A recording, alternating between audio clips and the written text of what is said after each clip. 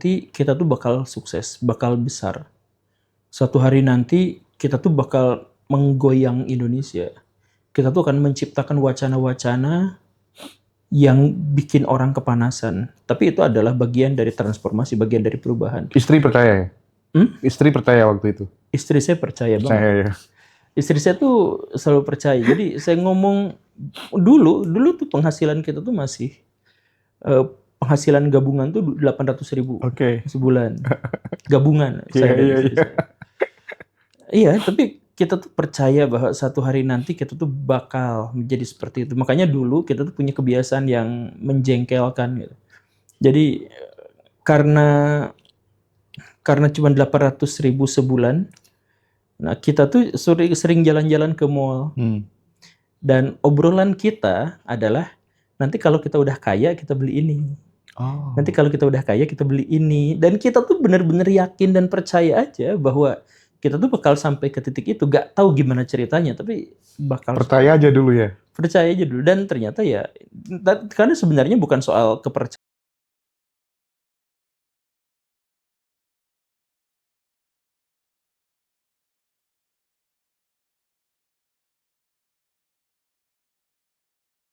Nah, bagi yang miskin mungkin salah satu solusinya bagaimanapun tetap knowledge-nya harus berubah. Pendidikan, dimulai dari pendidikan. Betul. Aku melihat gini loh, Indonesia itu kan punya pasar yang sangat besar untuk penipuan agar orang cepat kaya. Ya kan, surganya para penipu itu salah satunya Indonesia juga gitu. Nah, ada contoh nih, miris Pak Guru, di kampung gitu ya, mungkin Pak Guru belum pernah mengalami gitu. Jadi ada owner semacam kayak travel, umroh, dan haji begitu. Tiap hari itu grassroots dia, ketika kemudian turun ke bawah, ke ibu-ibu yang sebenarnya dogma dari kecil bahwa harus takut sama neraka, merindukan surga segala macem. Itu ceritanya itu didramatisir nggak karu-karuan, sehingga orang yang sebenarnya belum cukup uang gitu, sampai jual ini, jual itu, jual ini, jual itu, dan menawarkan diri untuk di-branding di Ngaji Roso gitu kan. Dan ternyata yang model seperti itu setelah kita telisik banyak yang penipu gitu. Alasan visa gini, terlantar jamaah dan lain sebagainya. Itu nyata sampai sebegitunya gitu. Nah, tapi oke lah, itu mungkin bisa dikomentari sama Pak Guru gitu ya. Mungkin pertanyaan selanjutnya, Pak Guru sekarang kan udah kaya. Kenapa belum berangkat haji gitu? Saya nunggu 14 tahun yang termasuk yang dikorupsi kemarin itu. Saya udah daftar, tapi kan nunggu daftar tunggu Oh itu. gitu ya. Ya itu kan daftar tunggunya lama, kalau nggak pakai plus apa segala rupa kan nunggunya lama. Plus kayak pijet aja ya. Iya. Ya begitu. Jadi saya daftar tunggu baraya. Gimana tuh masyarakat kita gampang dibodohi gitu ya dengan jualan surga, iming-iming surga. Iya karena sistematis itu. Jadi emang ada kesengajaan mereka itu untuk dibuat bodoh seperti itu. Nah, caranya yang paling mudah ya dengan agama. Karena agama itu adalah apa ya, semacam institusi yang tidak membutuhkan pembuktian empiris gitu. Nah, jadi gini, ada sekolah. Sekolah ini bagus atau enggak? Bisa diukur dengan lulusannya kemana aja. Bisa diukur dengan kesuksesan siswanya tuh nanti di masa depan kayak gimana. Itu kan mereka bisa takar, mereka bisa ukur. Tapi coba kalau misalkan ikutan pengajian, takarannya tuh masuk surga dan neraka yang nggak ada orang yang bisa mengujinya. Nah, karena nggak bisa diuji, maka siapapun tuh bisa ngaku-ngaku. Bisa ngaku cucu Nabi, bisa ngaku pewaris Nabi, bisa ngaku orang yang mengerti melihat hal yang gaib, dan lain sebagainya. Itu kan nggak bisa diukur, nggak bisa ditakar. Saya lihat cukup aja kayak gini. Nah, Pak, itu di belakang Bapak tuh sebenarnya ada orang yang sudah mati 4 tahun yang lalu.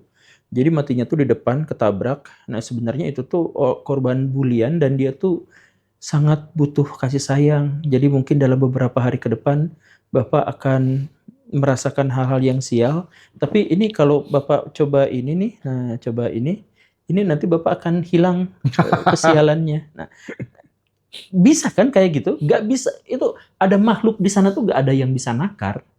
Kalaupun misalkan nanti, saya nggak bisa lihat, ya karena imannya beda Pak. Nah kalau iman Bapak masih di bawah, masih Hmm, melakukan ini kan, jadi itu mereka tuh menggunakan semua hal yang nggak bisa ditakar. Jadi ada lembaga pendidikan, hasilnya tuh semuanya tuh bodoh, preman, nakal, membantah orang tua, jadi beban negara, gitu kan. Tapi dia bisa mempertahankan eksistensinya karena apa? Karena lulusan dari sini tuh masuk surga. oh gitu ya. Bisa nggak ditakar bahwa dia masuk surga atau Nggak masuk neraka? bisa Nggak dong. bisa. Nah, caranya adalah begitu. Mereka dapat untung, mereka dapat kehormatan, mereka dapat duit, mereka dapat privilege karena mereka mengajukan sebuah proses yang hasilnya tidak ada yang bisa menakarnya. Itulah kenapa guru gembul di framing diserang terus Iya, menerus gitu loh. karena apa? Iya, karena saya hancurkan bisnis mereka. Oke, oke, oke, Mereka oke. ngatain saya tuh ngomong agama. Enggak, ini masalah pendidikan. Iya, iya, iya, iya, iya. Gila sih. Tapi gimana sih caranya mendidik generasi kita, Pak Guru, supaya mereka itu lebih cinta proses sama cinta daripada cinta hasil gitu? Biar nggak suka yang instan-instan, trading, hancur gitu kan. Jadi, Macem-macem pokoknya. eh,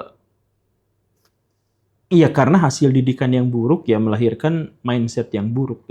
Jadi mindset yang buruk tuh adalah kita tuh harus bekerja untuk dapat duit.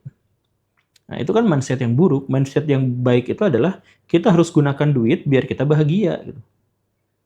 Jadi uang itu kan bukan tujuan kita. Iya.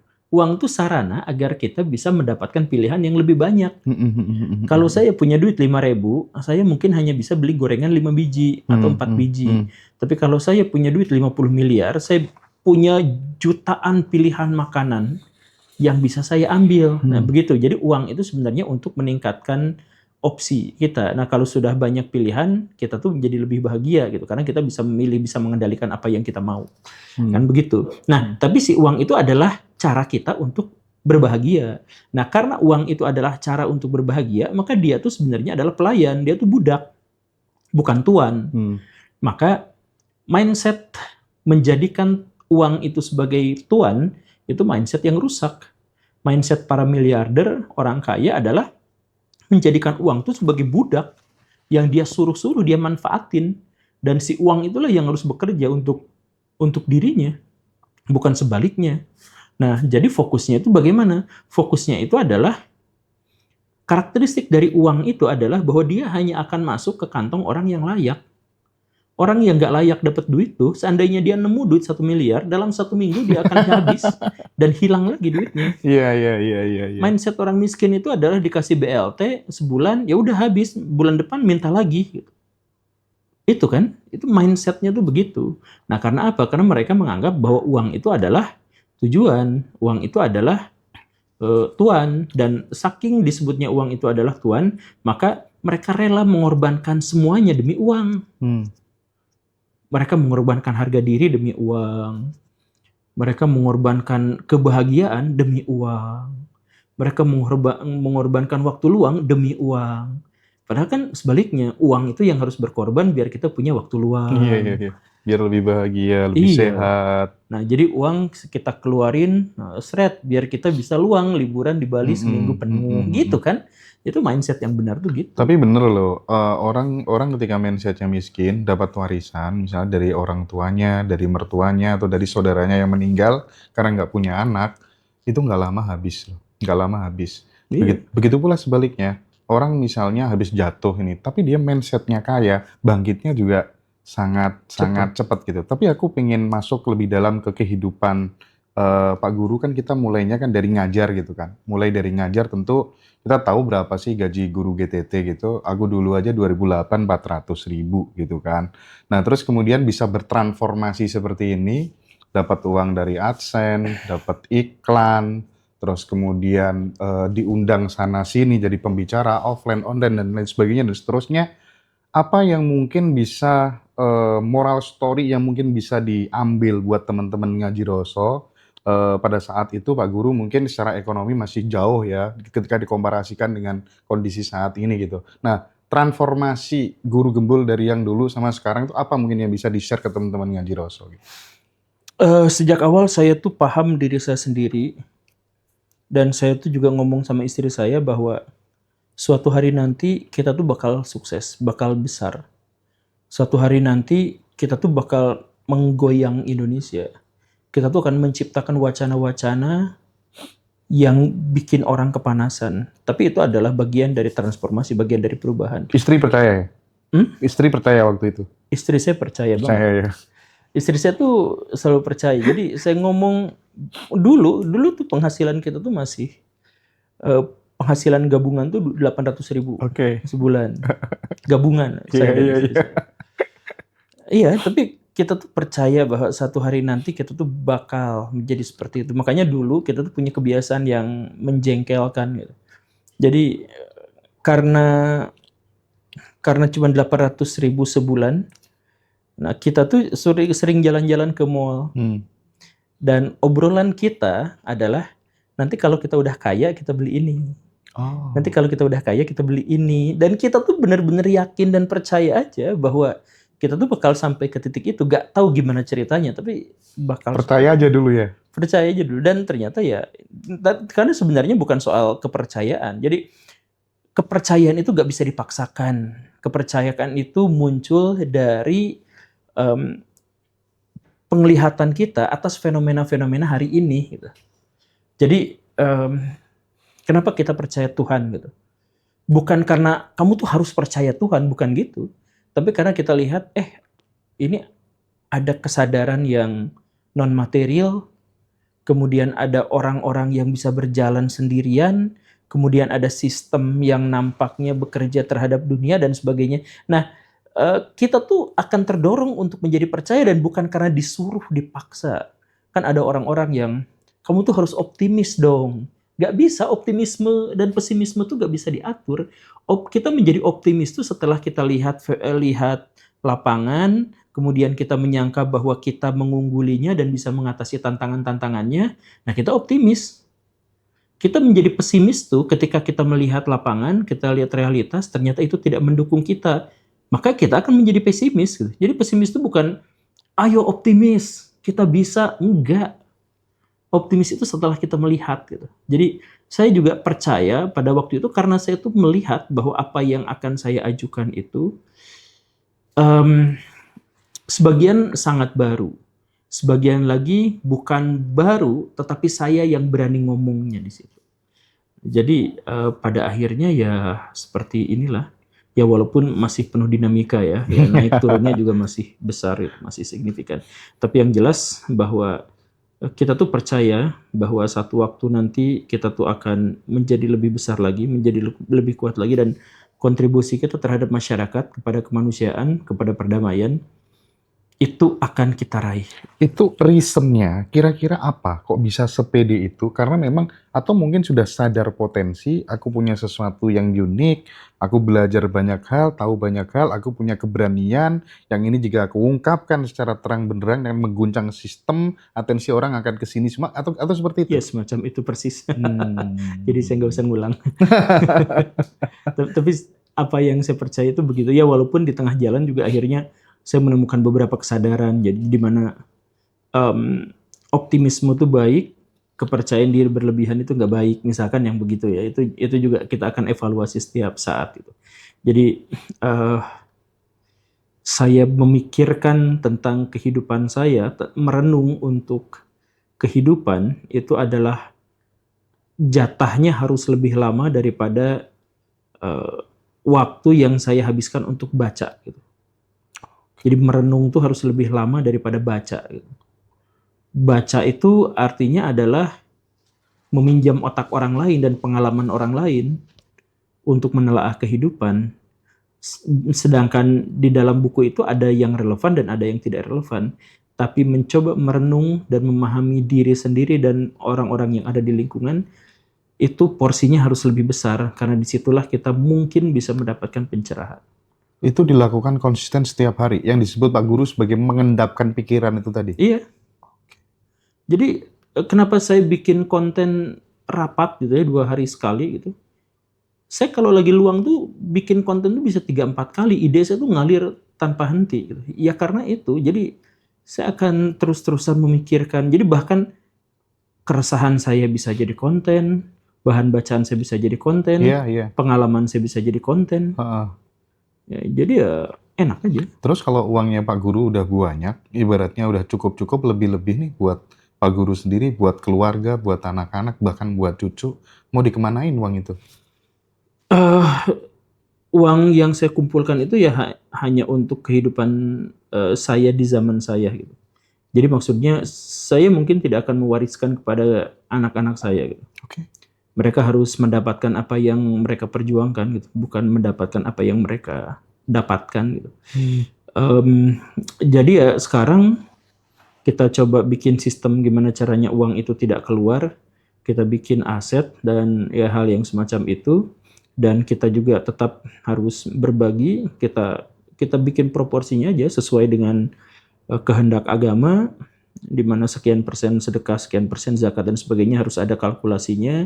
Kemudian investasi untuk jangka panjang itu harus berapa, uang aman itu harus berapa, untuk keluarga itu harus berapa, dan kehidupan keseharian juga harus berapa, beli mainan juga berapa. Ya saya masih beli mainan. Beli batagor. Ya beli batagor tadi di depan, ternyata di sini 15.000 ya, kalau di Bandung 10.000 itu ya. Tapi enak mana Pak Guru? Enakan yang di Bandung. Enaknya di Bandung ya? Iya sih. Nah, di segmen terakhir Pak Guru, nggak lengkap rasanya kalau kemudian Pak Guru tidak memberikan pandangannya terkait dengan seberapa optimis dengan pemerintahan Pak Prabowo hari ini, gebrakan-gebrakan yang dilakukan oleh siapa, Pak Menkyu, ya kan, Pak Purbaya gitu, dan apa nggak memang sudah saatnya ini Prabowo menciptakan, meng-create Purbaya yang lain gitu, misalnya untuk pimpin Polri, KPK, misalnya kayak Bu Susi, Ignatius Jonan, dan lain sebagainya. Itu tuh gimana prediksi-prediksi Pak Guru ke depan? Sejauh yang saya amati sekarang, Pak Prabowo itu bukan ngangkat menteri berdasarkan kebutuhan masyarakat, tapi kebutuhan dirinya sendiri. Karena dirinya itu rentan sebenarnya. Jadi beliau itu memiliki legitimasi yang lemah dalam kekuasaan. Jadi dia secara alamiah tidak akan terpilih sebagai presiden. Dia terpilih dengan cara apa? Dengan cara mencangkok pendukung lawannya, yaitu pendukung Pak Jokowi, masuk ke dalam dirinya pakai Gibran. Kemudian setelah itu koalisi yang gemuk, yang besar itu diupayakan. Jadi menguasai DPR dan pemerintahan. Kemudian menterinya semuanya diperbanyak biar bagi-bagi kuenya juga banyak. Nah, jadi sebenarnya yang dilakukan Pak Prabowo selama ini adalah untuk mengamankan dirinya karena legitimasi kekuasaan itu lemah.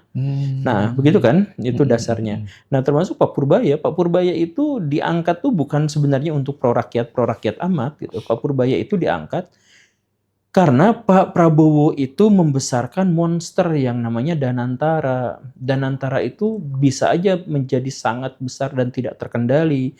Apalagi teman-teman Pak Prabowo yang dari militer itu maksa ingin menguasai Danantara secara penuh gitu. Nah, maka agar tidak ada kekuatan besar yang melampaui dirinya, maka Pak Prabowo harus memilih Pak Purbaya atau orang yang semacam itu disimpan di Kementerian Keuangan, karena hanya Kementerian Keuangan yang bisa melawan Danantara.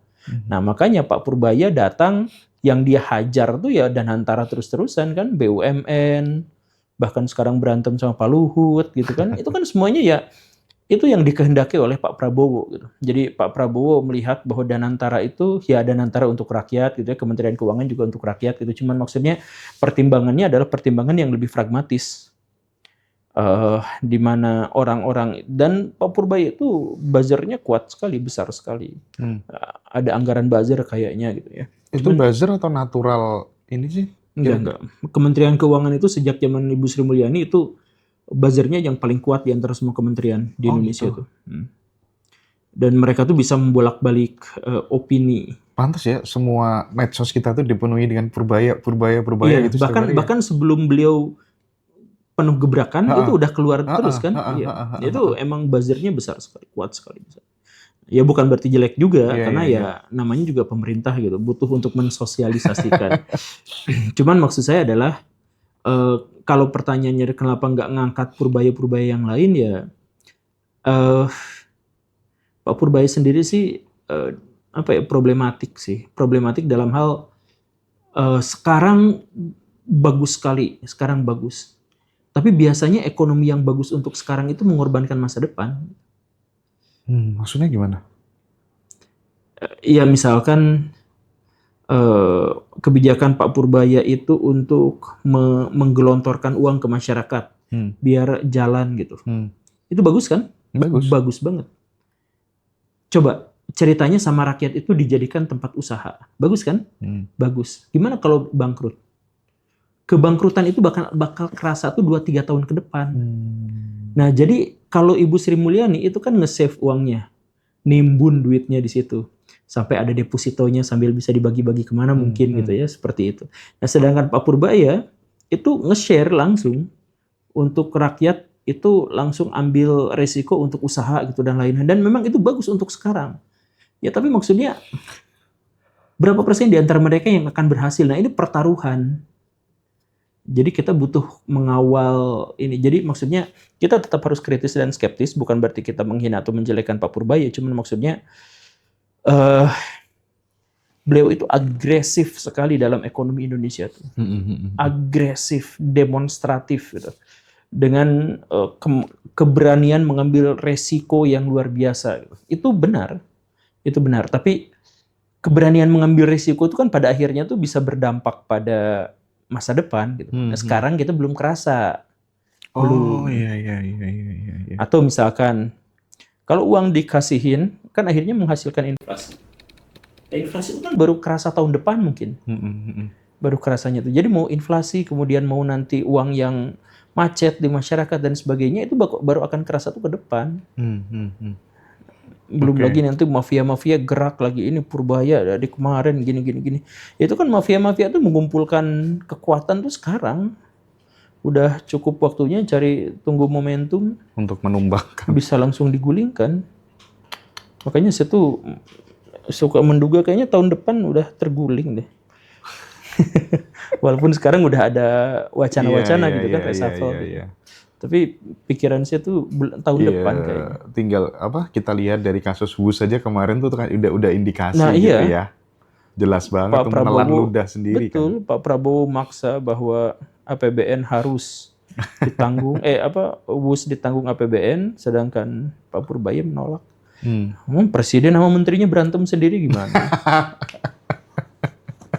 Oke, nah aku tuh ada satu hal terakhir yang lupa setiap ketemu Pak Guru, karena tentang isu konspirasi, ya kan? Bahkan aku beberapa kali ngobrol dengan Pak Dharma, waduh MBG, di balik MBG itu ada sesuatu, niat baik tapi dipaksakan, itu bukan programnya Pak Prabowo, itu siapapun jadi presiden akan lakukan hal itu gitu. Apa sih tanggapan Guru Gembul terkait dengan isu konspirasi ini, nanti bakal ditanam chip segala macem, bahaya nanti kalau internet dimatikan, dan itu kan kadang orang menimbulkan rasa takut juga gitu. Tapi kalau diangen-angen dari yang program New World Order itu kok urut-urutannya kok jelas semuanya, kok bener semua, yang mulai dari COVID segala macem gitu. Apa tanggapan Guru Gembul tentang isu-isu konspirasi? Konspirasi itu adalah prasangka kan? Dan prasangka tuh dosa. Jadi jangan berkonspirasi. Jadi di dalamnya ada chip dan lain-lain tuh, kalau elit global itu benar-benar menjalankan tujuannya, dia nggak butuh chip. Kan katanya untuk mengendalikan pikiran manusia, otak manusia itu sekarang dikendalikan sama pihak lain. Dengan buzzer, dengan media itu kita dikendalikan. Algoritma, medsos, segala macam. Iya. Coba misal ya, ini misal. Waktu kemarin pesantren itu dicaci maki, dihujat. Di waktu 1 hari itu, media semuanya bergerak ke arah sebaliknya. Jadi pesantren itu baik, pesantren itu apa? Itu ya? Itu semua. Iya. Saya lihat langsung capture-annya 3 jam yang lalu, 2 jam yang lalu, 19 menit yang lalu, terus saja dibanjiri. Gitu. Itu kejadiannya juga persis sama seperti dulu ada majalah Tempo memberitakan bahwa Pak Dasko terlibat pada kasus judi online misalkan. Itu kan diberitakan sama Tempo. Di waktu ketika Temponya tiba-tiba tidak bisa diakses, media semuanya 6 halaman Google 1, 2, 3 semuanya Dasko tidak terlibat, ini fitnah, ini apa. Semuanya langsung seperti counter itu. semuanya ya. Jadi maksudnya itu bisa digerakkan. Itu tuh bisa digerakkan. Ini baru media arus utama ya. Kita belum bicara tentang influencer. Orang-orang tidak tahu siapa influencer yang dibayar dan siapa yang membayar mereka. Nggak tahu kan. Jadi ya coba kalau misalkan para influencer itu ngambil cuma dari AdSense tuh mereka nggak akan kaya-kaya amat. Ya kita sama-sama YouTuber tahu lah AdSense gimana gitu kan. Jadi ada yang lain, ada pemasukan yang lain dan ya sekali lagi Baraya memang yakin bahwa panutan Baraya itu tidak ada yang mensponsorinya gitu. Kan mereka juga bisa aja bergerak dan merusak opini. Nah, jadi dengan mengendalikan berita sampai segitunya aja, ya ngapain butuh chip? Dengan investasi yang luar biasa masukin nanamin chip ke 8 miliar manusia, investasinya kegedean, nggak usah kayak gitu. Untuk mengubah persepsi masyarakat publik di Indonesia, itu 20 buzzer itu cukup. Dan itu saya ada analisisnya gitu. Ada referensi analisisnya. Jadi 20 buzzer, 20 influencer itu cukup mengubah seorang dengan pendapat seperti ini menjadi pendapat yang berlawanan. Itu bisa. Jadi gitu ya, waktu pesantren kemarin diberitakan buruk itu, apalagi sama Trans 7 gitu ya, ternyata langsung serempak ya. Itu Caimin kan langsung turun. Iya, kekuatan apa itu kira-kira ya? Dan kemudian langsung, oh ini ditalangi pakai dana, dibantu dana hibah aja dari pemerintah gitu. Iya. Membangunnya lagi gitu ya. Nggak berlanjut, langsung hilang isu itu. Langsung hilang, sampai sekarang. Wow, itu jadi tanda tanya besar sih Pak Guru. Iya, ada apa ya di balik ini semua ya? Itu udah mainan lah. Oke. Ya, teman-teman semuanya, keren sekali resolusi pandang dari Pak Guru. Terima kasih banyak sudah hadir meluangkan waktu kembali di Ngaji Roso ya. Baik Pak Guru, sehat terus mengedukasi masyarakat Indonesia ya, biar makin tercerahkan, nggak dibodohi sama kelompok-kelompok itu tadi ya Pak Guru ya. Oke, thank you, makasih, nuhun Pak Guru.